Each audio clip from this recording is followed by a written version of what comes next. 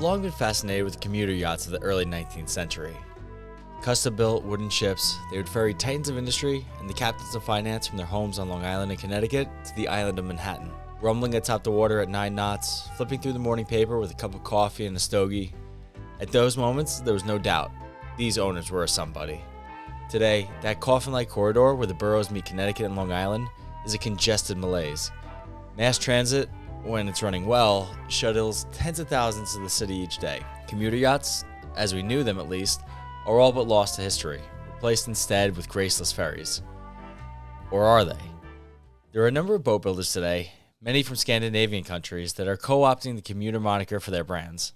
Just one example is the Swedish builder Nimbus, who features multiple models in their commuter range. In Sweden, the idea of a commuter yacht is not so much a nod to the American yachts of yesteryear per se, but a literal description of how owners use their boats. As the country with the most islands in the world, during the summer months, many Swedes escape the city by boat to retire to their remote island summer homes. Now, these boats, in many cases, they're a means to an end, albeit a stylish means to an end. With the meteoric rise of the Axopar-esque dayboat, we're seeing more and more boaters take a page out of their Scandinavian brethren's boating playbook and using their dayboats to commute to remote escapes, whether that be in the Pacific Northwest, Maine, or the Bahamas. Through a mutual boating friend, I was introduced to an entrepreneurial 39-year-old named Ed, a lifelong sailor who traded in his winch handles for a Nimbus C9 with 300 ponies on the transom, in part as a better way to get from his new home in Brooklyn across the Long Island Sound to visit his family in Larchmont, New York, where the summers and weekends are spent. At the time I met Ed, he was putting the finishing touches on what sounds like an altogether incredible summer.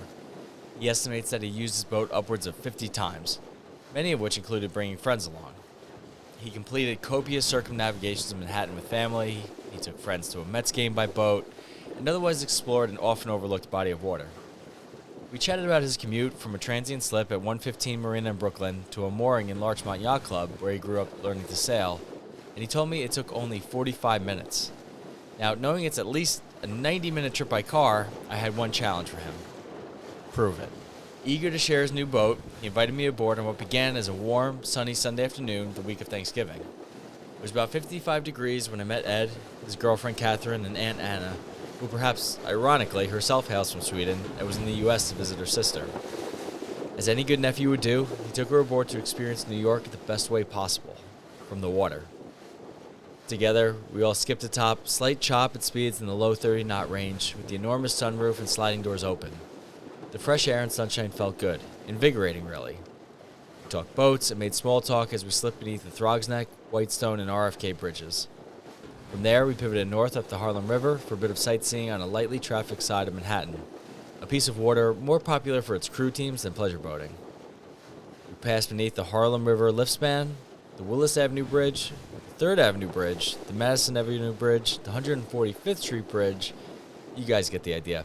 There were countless others, but finally we popped out into the Hudson. Now this is an iconic crossroads. North awaits the Great Lakes in Canada. South takes you back to New York Harbor. Were I the owner of a C9 that evening, I would have found it awfully hard not to turn to starboard. Alas, our ultimate decision and destination was Brooklyn, as Aunt Anna had never seen the Statue of Liberty by water. I took the helm for a little bit, blasting south. At that point, the sun began to set, and the temperature dropped with it. We closed the side doors to dampen the breeze and maintain a comfortable temperature.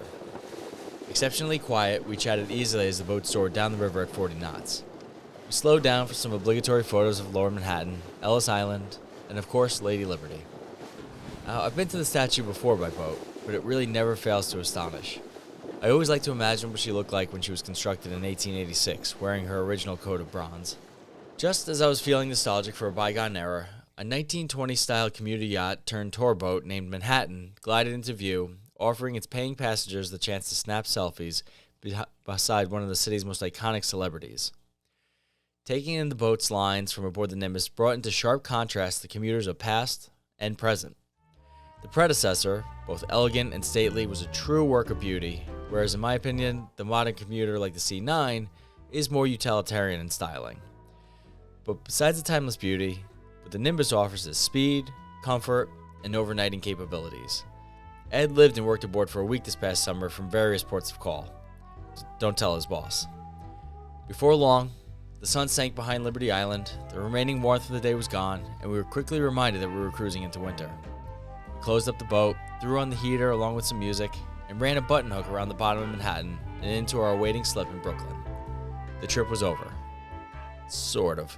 To reverse my commute and get back to my truck, I would need to lace up my running shoes and hike to the A or C subway to Times Square, then take the shuttle to Grand Central, and then on to Metro North to Larchmont, where I could grab a cab or walk for 30 minutes. I opted instead for an Uber ride from a man named Bernard.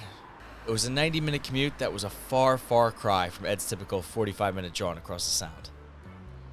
I thought of Ed just days later as I pressed the brakes on my truck for the millionth time on the way from Connecticut to Long Island for Thanksgiving. While going on my third hour of listening to Disney radio, Ed was somewhere beneath me, dressed in his Sunday best, heading home for the holidays in the coolest way possible. I suppose this all proves that commuter yachts aren't just part of our past, but part of our pastimes present and future as well.